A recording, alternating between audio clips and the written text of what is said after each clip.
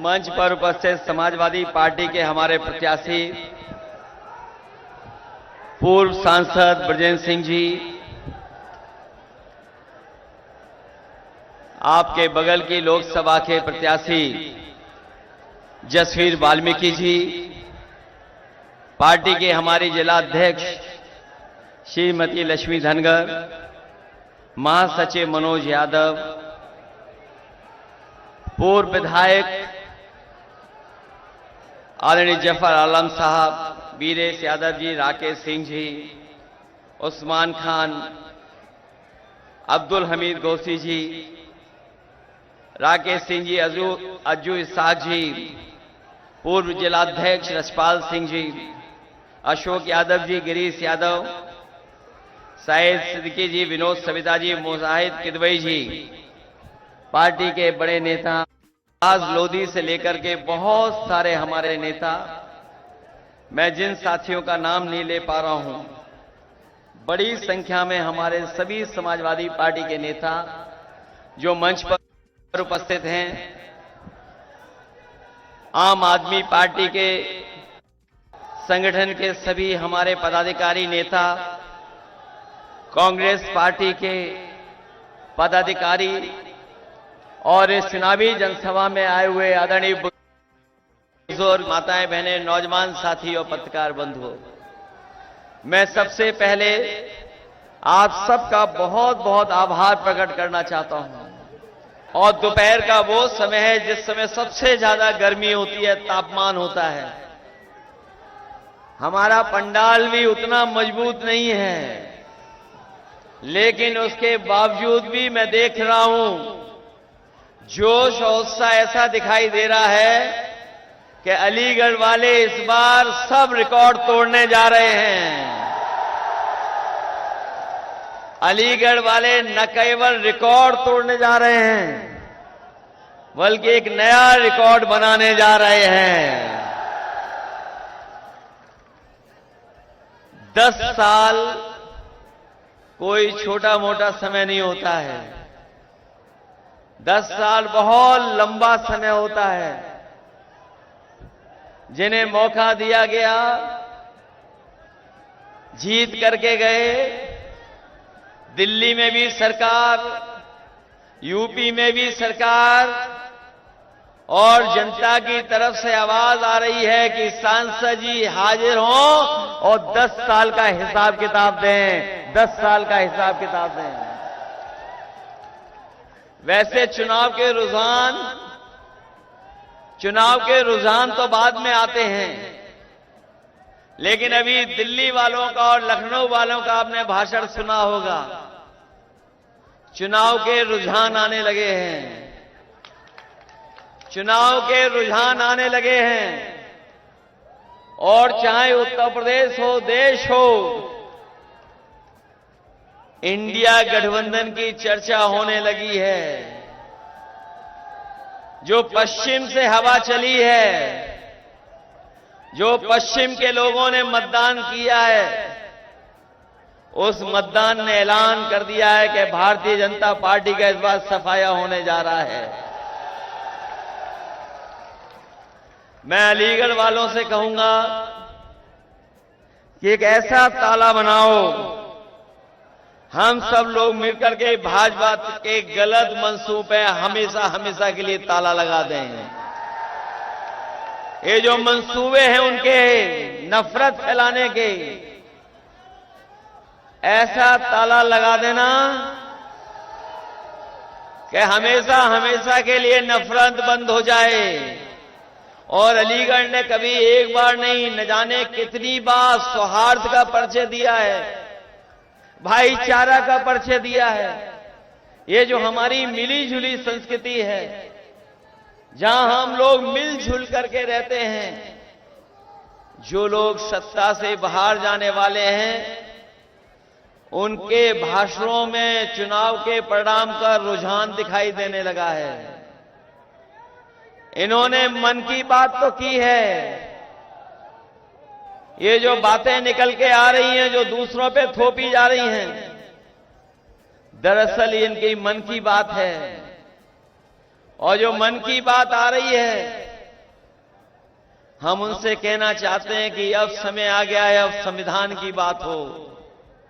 ये जो गारंटी देते घूम रहे हैं, ये गारंटी उसी तरह की है जैसे कोरोना में हमसे और ताली थाली बजवाई थी। ये लोगों को गारंटी नहीं, घंटी दे दी है कि जाओ बजाते रहो। जो ये गारंटी है जुमले से 10 साल लंबी है। 10 साल पहले जुमला था और अब गारंटी आई है। इसलिए मैं आपसे अपील करने आया हूं, जब हम और आप लोग मतदान करें तो हम लोग सावधान भी रहें, क्योंकि इधर हमारे किसान भाई से लेकर के हर वर्ग के लोगों ने देखा है कि इनकी सरकार में कितनी तकलीफ और परेशानी आई है। हम अपने किसान भाइयों से कहना चाहते हैं, ये सरकार जब से आई है हमारा किसान संकट में चला गया। उनके सामने जो मुसीबतें आई, शायद आजादी के बाद इतनी मुसीबतें किसानों के सामने कभी नहीं आई।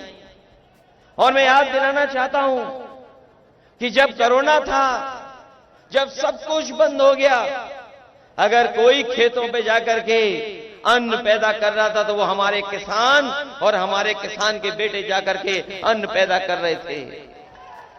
और न केवल हमें आपको पेट भरने के लिए अन्न पैदा किया, बल्कि इस देश की अर्थव्यवस्था बचाने का भी काम किया।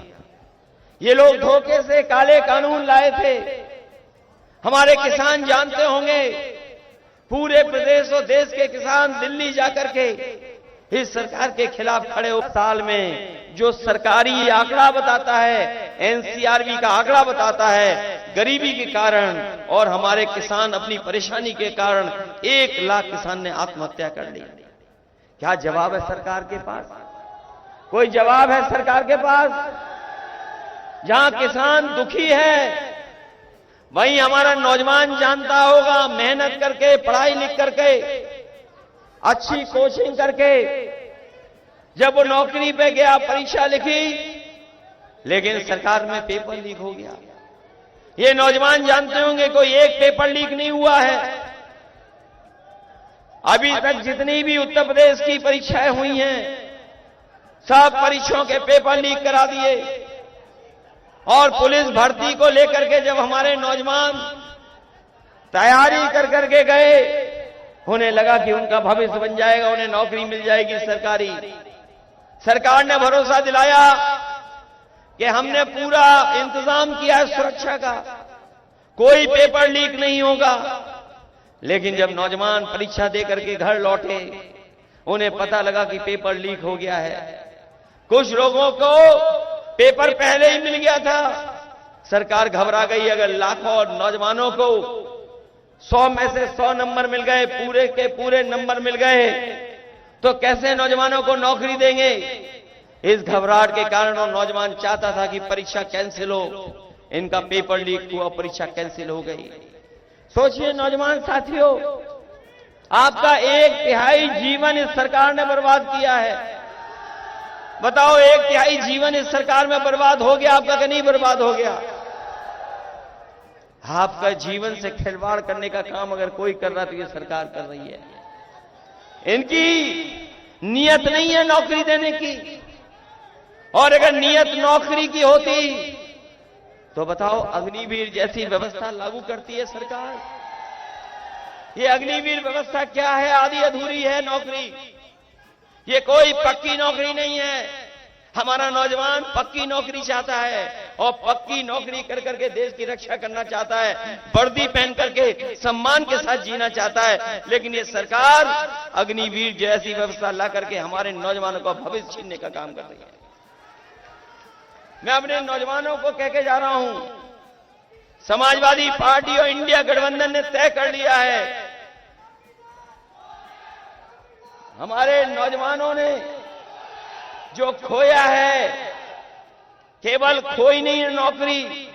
मैंने पहले भी कहा, 1/3 जीवन बर्बाद किया है। मैं अपने नौजवानों से कहना चाहता हूं, जो फौज की भर्ती में जाना चाहते थे और सम्मान की नौकरी करना चाहते थे। इंडिया गठबंधन और समाजवादियों की सरकार बनेगी, पहले जैसी नौकरी, पक्की नौकरी देने का काम भी समाजवादी और इंडिया गठबंधन करने का काम करेगा। ये हमारे नौजवान और किसान जब ठान लें, अगर किसान और नौजवान ठान लें तो बताओ ये सरकार कैसे बचेगी? क्या सरकार बच पाएगी? याद कीजिए, जब पहली बार अलीगढ़ में समाजवादी सरकार में हम लोग आए थे तो हम लोगों ने लैपटॉप बांटने का काम किया था।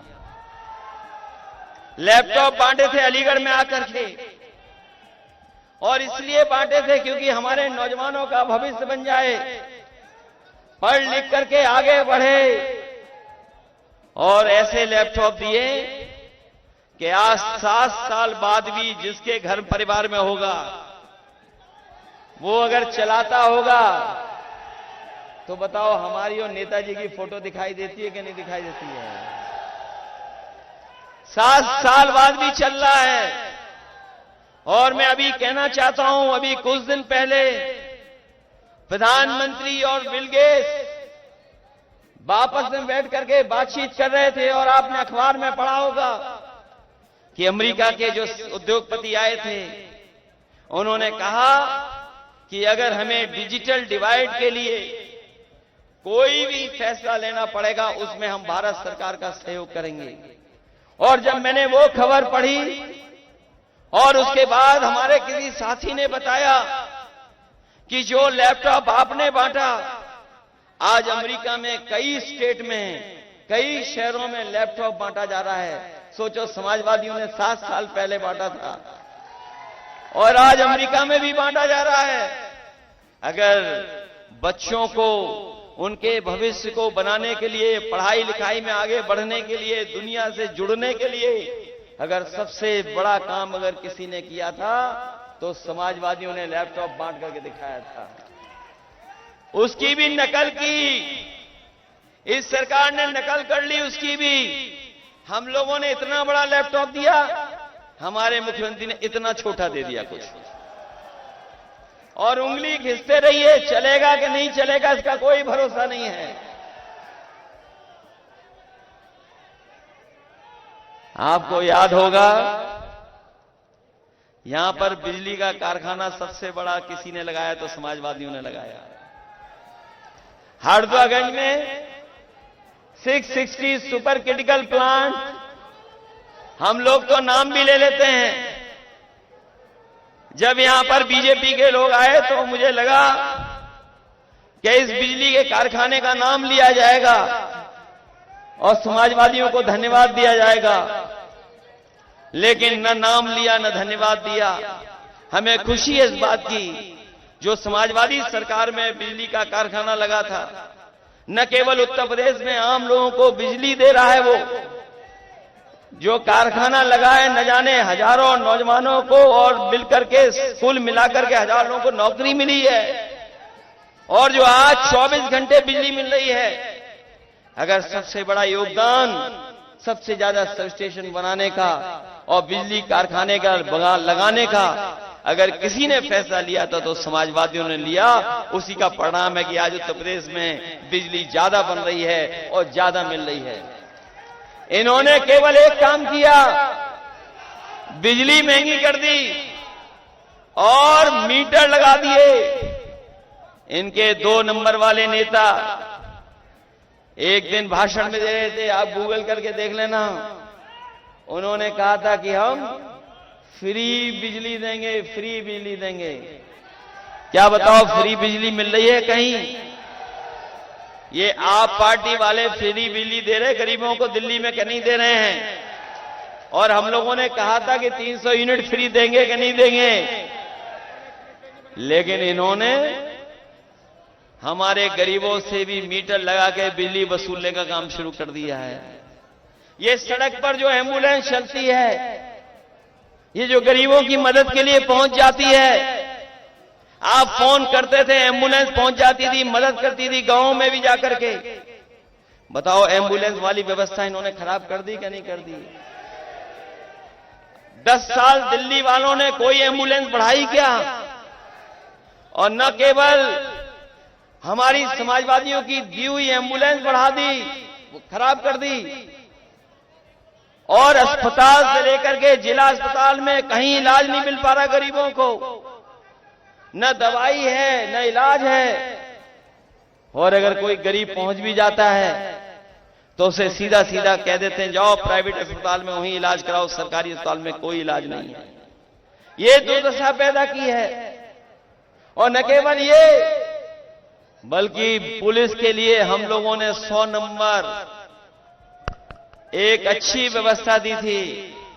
हमारे पुराने लोग जानते होंगे, थाने में अगर जाते थे तो कोई पुलिस पर गाड़ी नहीं होती थी। किसी को पकड़ने के लिए जो आता था शिकायत, उसी से डीजल पेट्रोल भरवा लेते थे, तब जाकर के उनकी गाड़ी चलती थी। वही 100 नंबर 112 कर दिया। और हमारे पुलिस भाइयों को लगा कि 100 से 112 तो हमारा भी रेट बढ़ जाना चाहिए। सरकार ने 100 से 112 किया, लेकिन हमारे पुलिस के भाई लोग भी कुछ अपना रेट बढ़ाए हुए हैं। बताओ रेट बढ़ा हुआ है कि नहीं बढ़ा हुआ है? और ये लोग कभी कभी गुस्सा करते हैं, कभी कभी गुस्सा करते हैं, लेकिन इनको पता होना चाहिए जिस तरीके से अग्निवीर व्यवस्था बीजेपी ने 4 साल की कर दी, अगर इनकी दोबारा सरकार आ गई तो ये खाकी वर्दी वालों की 3 साल की नौकरी हो जाएगी। ये लोग भी आउटसोर्स पे चले जाएंगे। हर नौकरी इन्होंने आउटसोर्स कर दी कि नहीं कर दी? सोचो आप 3 साल बाद ये घर चले जाएंगे तो हमारे और आपकी तरह ही खेतों में घूम रहे होंगे। किसी को पता था कि अग्निवीर व्यवस्था आ जाएगी? बताओ, किसी को पता था कि अग्निवीर व्यवस्था आ जाएगी? किसी को पता था कि नोटबंदी आ जाएगी? हमारे तमाम व्यापारी साथी यहां बैठे होंगे, वो जानते होंगे कि जब से नोटबंदी और जीएसटी आई है, हमारे तमाम हार्डवेयर और यहां के कारखानों को सबसे ज्यादा परेशानी पैदा की है। नोटबंदी और जीएसटी ने हमारे व्यापारियों का, उद्योग चलाने वालों का सबसे ज्यादा नुकसान करने का काम किया इन्होंने। और उसका परिणाम यह है कि बड़े पैमाने पे बेरोजगारी फैल गई है। न कोई रोजगार दिया। और जो लोग कहते थे 1 डिस्ट्रिक्ट 1 प्रोडक्ट, बताओ हमारे अलीगढ़ के कारखाने वालों को क्या लाभ मिला है 1 डिस्ट्रिक्ट 1 प्रोडक्ट में? कोई लाभ मिला हो? कोई बड़ा कारखाना इन्होंने लगाया हो? तो इसलिए सावधान रहिए और मतदान करना। ये बीजेपी वालों से बहुत सावधान रहना है। इनकी जो पहचान बनी है वो झूठ और लूट की बनी है पहचान। बीजेपी वालों ने पूरे अपराधियों का और भ्रष्टाचारियों का सबसे बड़ा गोदाम बनवा लिया है भारतीय जनता पार्टी ने। जितने भी भ्रष्टाचारी हैं, अपराधी हैं, सब इनकी गोदाम में पहुंच गए हैं, भारतीय जनता पार्टी की गोदाम में। बताओ गोदाम में पहुंच गए कि नहीं पहुंचे हैं? और जब से इलेक्ट्रोल बॉन्ड की बात आती है, इनका इलेक्ट्रोल बॉन्ड ने बैंड बजा दिया और इनकी बोलती बंद करा दी। कोई चंदा 1000 करोड़ देगा? कल्पना करिए आप, सोचिए आप कैसे चंदा लिया गया है। कई ऐसे लोग हैं जो लोगों ने चंदा दिया है, न जाने कितना चंदा लिया है। 1000 करोड़, किसी से 600 करोड़, किसी से 400 करोड़। बताओ चंदा लिया कि नहीं लिया चंदा? और इन्होंने उद्योगपतियों को भगवा दिया कि नहीं भगवा दिया? और बैंकों से पैसा जमा करवाया। हमारे किसानों का कर्ज माफ नहीं किया इन्होंने, बड़े बड़े उद्योगपतियों का कर्जा माफ कर दिया। 15 लाख करोड़ से ज्यादा उद्योगपतियों का कर्जा माफ कर दिया। हम अपने किसान भाइयों कहना चाहते हैं, इंडिया गठबंधन समाजवादी सरकार बनाएंगे और एमएसपी का कानूनी अधिकार देंगे और किसानों का कर्ज माफ भी कराने का काम होगा। आप लोग हो तैयार वोट डालने के लिए? हैं तैयार आप लोग? आप लोग तैयार हो संविधान बचाने के लिए? ये संविधान बचाने का चुनाव है। आपका एक वोट न केवल विजय सिंह जी को जिताएगा बल्कि संविधान को भी बचाने का काम करेगा। आप लोग लोकतंत्र बचाना चाहते हो? ये लोग जो बड़े बड़े नारे दे रहे हैं, क्या पता कल हमारा आपका अधिकार छीन ले वोट डालने का। ये छीन सकते हैं हमारा आपका अधिकार, ये संविधान बदल सकते हैं। इनके लोग जो हैं दबी जबान से कभी खुलेआम कह रहे हैं कि हम संविधान बदल देंगे। ये लोग जो 400 पार का नारा दे रहे हैं, ये जनता की नाराजगी का सामना नहीं कर पाएंगे। इस बार 400 हारने जा रहे हैं। 400 पार नहीं, 400 हारेंगे ये लोग। बताओ 400 हार होगी इनकी? नहीं होगी। और फिर जब संविधान को बचाने के लिए निकले हैं, याद रखना ये 2024 का चुनाव संविधान मंथन का भी है। ये संविधान मंथन का चुनाव है। एक तरफ तो वो लोग हैं जो संविधान की रक्षा करना चाहते हैं और दूसरी तरफ वो लोग हैं जो संविधान के भक्षक हैं, संविधान को खत्म करना चाहते हैं। इसलिए सावधान रहेंगे आप लोग। और मतदान करने के लिए आप लोग एकदम अपने बूथ की चौकीदारी करना।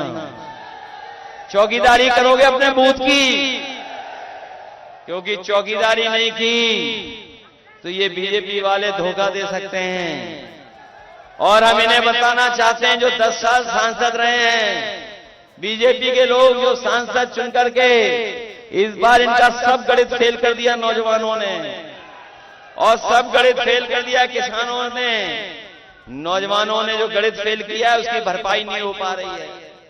आप हिसाब लगा लेना, अगर 60 लाख बच्चों ने जिन्होंने परीक्षा लिखने की तैयारी की थी, 60 लाख बच्चों का परीक्षा छूटी है, नौकरी छूटी है। और अगर इनके मां बाप को जोड़ लें, 3 वोट एक घर में जोड़ लें हम अगर, तो 60 लाख का गुणा 3 में हो गया 1 करोड़ 80 लाख। और 1 करोड़ 80 लाख का अगर हमने भाग दे दिया 80 लोकसभाओं में, तो बताओ हर लोकसभा में कितना वोट कम हो गया? 2,25,000 वोट कम हुआ है हर लोकसभा में। बताओ इनके पास कोई भरपाई है 2,25,000 वोट करने की? महंगाई हुई कि नहीं हुई? महंगाई आज बताइए, हर चीज महंगी हो गई। अगर आप अरहर की दाल भी खरीदोगे, चने की दाल, तो महंगी हो गई कि नहीं हो गई? आटा महंगा हो गया कि नहीं हो गया? हमारे किसानों का सस्ता गेहूं खरीद लिया और जाकर के बाजार में देखना जो पैक्ड आता है आटा, बताओ वो कंपनियां मुनाफा कमा रही है नहीं कमा रही हैं? इसलिए समाजवादियों ने तय किया है जो राशन गरीबों को मिल रहा है वो तो मिलेगा भी, उनके स्वास्थ्य को, उनके खाने को पौष्टिक कैसे बनाया जाए, उसके लिए अगर हमें जिस तरीके से संपन्न लोग बाजार से पौष्टिक आटा पैक्ड खरीदते हैं, हम अपने गरीबों को भी उससे अच्छा पैक्ड आटा दे करके और उनको डाटा फ्री भी देने का काम समाजवादी लोग करेंगे। आप लोग जानते होंगे मोबाइल फ्री थे, मोबाइल फ्री था, लेकिन डाटा पे पैसा लिया जा रहा है। और हमारे नौजवान तो महीने में न जाने कितना डाटा इस्तेमाल कर रहे हैं। और अब तो हमारे गांव के बुजुर्ग लोग भी डाटा को इस्तेमाल करना जान गए हैं। मोबाइल से सब चीजें आई जा रही हैं। खाना मंगाओ तो पहुंच रहा है इंटरनेट से, ये भी समाजवादियों की देन है। अगर इंटरनेट लाइनें बिछी हैं तो समाजवादियों की देन है। आज सामान खरीदने से लेकर के सब हो रहा है, इसलिए समाजवादी पार्टी ने तय किया है सरकार बनने पर अपने गरीबों को राशन के साथ साथ पौष्टिक आटा और अपने लोगों को डाटा फ्री दिलाने का काम समाजवादी लोग करेंगे। इसलिए मदद करिए, मदद करिए। ये अलीगढ़ की पहचान यहाँ के भाईचारे से है। अलीगढ़ की पहचान गंगा जमुनी तहजीब से, हमारी संस्कृति से है। अलीगढ़ की पहचान इल्म और तालीम से भी है। अगर कोई भी हमें यहाँ के लोगों को पढ़ाई से लेकर के और चीजों को बढ़ाने का काम करना होगा तो हम लोग करेंगे। शिक्षा विभाग में भी आपको याद होगा, शिक्षा मित्रों की भी मदद की थी, शिक्षकों की भी मदद की थी, हर वर्ग के लोगों की मदद करने का काम किया था। और हमें याद है हमारे विधायक जी जफर आलम साहब जो कहते थे वो हम लोग करके दिखा देते थे। चाहे अलीगढ़ शहर में कुछ भी कहा होगा वो हम लोगों ने करने का काम किया है। सुना है इधर ये अलीगढ़ शहर का कंपटीशन गोरखपुर से चल रहा है। बरसात में किसमें ज्यादा पानी भरेगा इसका कंपटीशन चल रहा है। बताओ यहां जल भराव है कि नहीं है। हमारे शहर अच्छे हो जाने चाहिए, शहरों को ही बर्बाद कर दिया।